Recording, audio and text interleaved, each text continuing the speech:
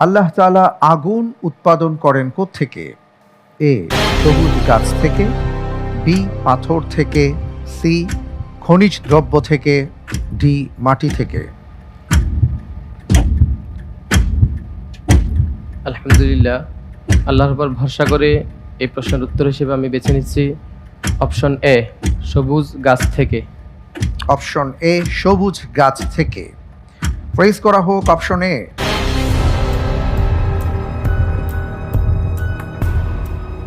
আপনি যে উত্তরটি দিয়েছেন আপনার উত্তরটি সঠিক উত্তর। আলহামদুলিল্লাহ। আল্লাহ রাব্বুল আলামিন সূরা ইয়াসিনে বলেছেন, আল্লাযী জাআলা লাকুম মিনাশ শাজারিল আখদারি নারান। তিনি হলেন সেই মহান সত্তা যিনি সবুজ বৃক্ষ থেকে আগুন সৃষ্টি করেছেন। সুবহানাল্লাহি ওয়া বিহামদিহি। ফাইদা আনতুম মিনহু তুকিদুন। আর সেই আগুন তোমরা এখন প্রজ্বলিত করো। সুবহানাল্লাহ।